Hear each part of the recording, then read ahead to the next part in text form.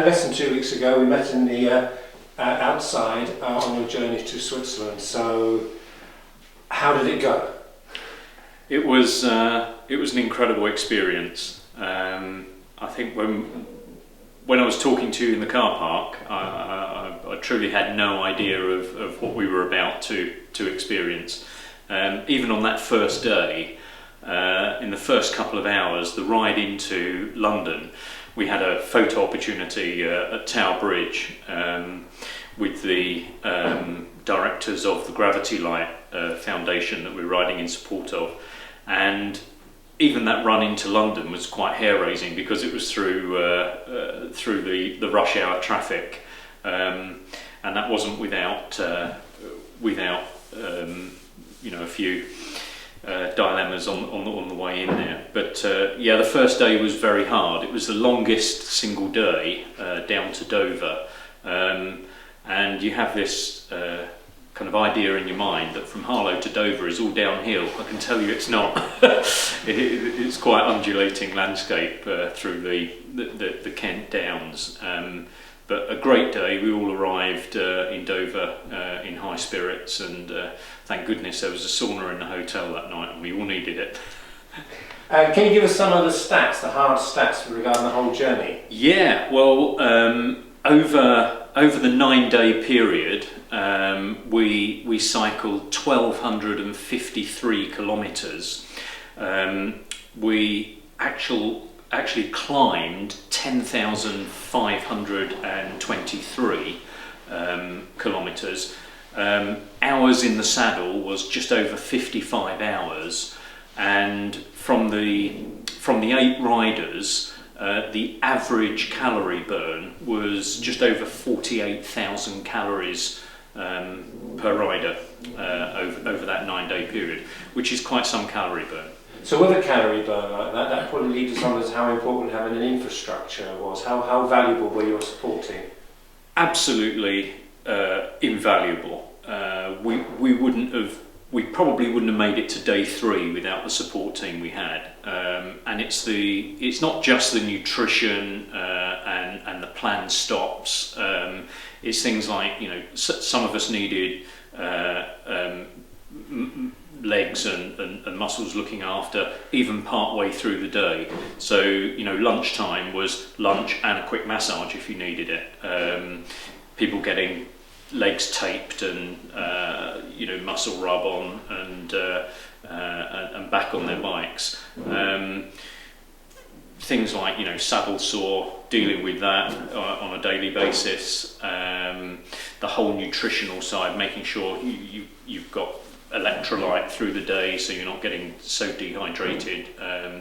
Consuming a lot of liquid through the ride, which is one thing that surprised me. Forever sort of getting bottles replenished.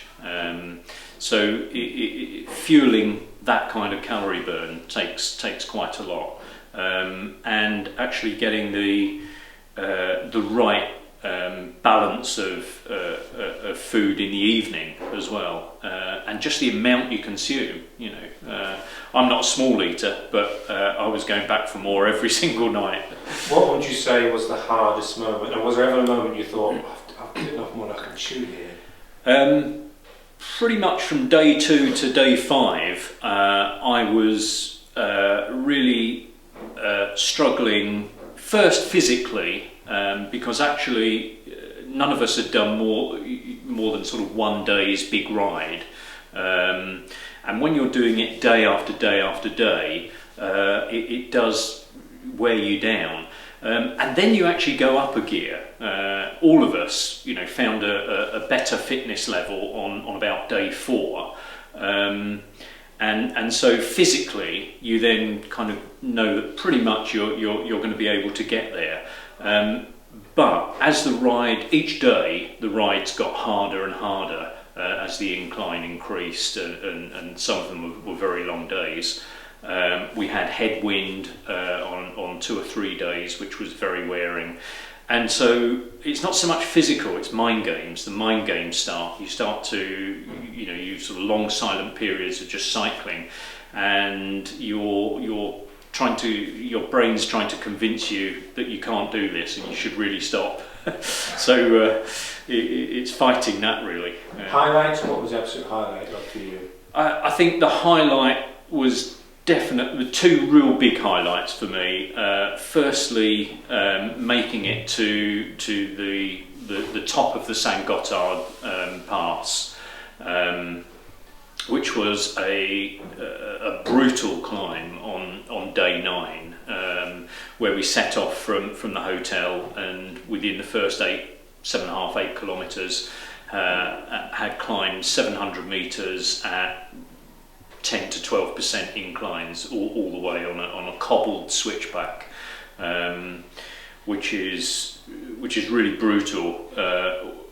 Plus the fact it was in a headwind, very strong headwind, and in freezing cloud, and we're in summer cycling gear. So we got to the top of that, and for me it was quite emotional actually. I just shed a few tears at that point, because for me that was the pinnacle of the ride.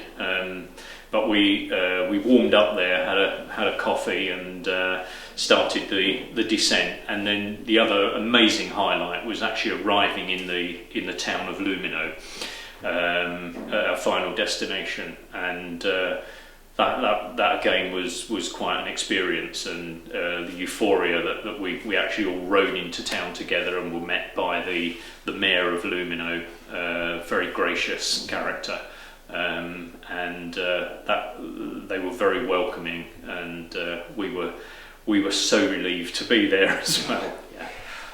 You mentioned your charity. How much have you raised so far? We had a target, quite a low target, of £5,000. We're well on the way to receiving that, and actually we're getting more donations since we've been back than the lead up to it. So I think we're probably about a week away from achieving that target, but we may even exceed that target. And considering really this initial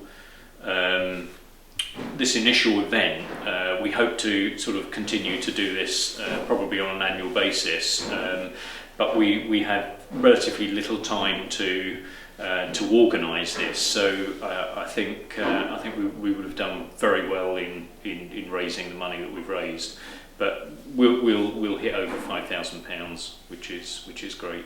Andrew, thank you very much for your time.